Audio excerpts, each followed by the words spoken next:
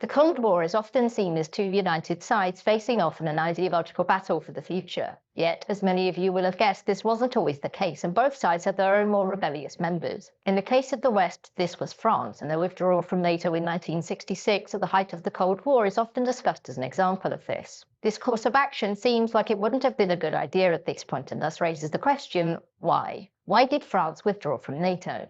So, just to make it clear, despite what's often discussed, France didn't actually withdraw from NATO entirely, but from its unified command structure. It was still fully committed to defending other NATO members in the case of war, and the command structure it had just left was created to lead and coordinate NATO's many militaries in the event of such a war. At its head was the Supreme Allied Commander, who could be from any of NATO's member states, so long as that member state began with a U and ended with United States of America. Second in command was the Deputy Allied Commander, who could also be from any NATO country, but in reality, just Britain. This upset French President Charles de Gaulle, who thought that it would be nice if a Frenchman could gain the position at least once. And so, in 1966, he withdrew French forces from NATO's unified command structure. This wasn't just done for the sake of pride, but because de Gaulle wanted to ensure French strategic independence. He and many in the military were concerned that France would become reliant on NATO for operational planning, and thus would no longer be self-reliant. For France's budding nuclear arsenal, this meant zero cooperation in terms of joint nuclear strategy with Britain and America. And in terms of conventional forces, France's leadership wanted the French army to be totally independent in terms of tactics, procurement, and policy. There were also concerns about placing French troops under the command of non-French leaders and how they would be used. This concern wasn't exactly new either, and was the reason that the French had withdrawn their navy from the unified command structure in the previous decade. This all culminated in a small diplomatic row with the USA. When leaving NATO's command structure, de Gaulle also ordered all foreign troops out of France. President Johnson saw this coming, and when de Gaulle made the formal request for all American troops to depart France, his government's response was, does that include those in the cemeteries as well?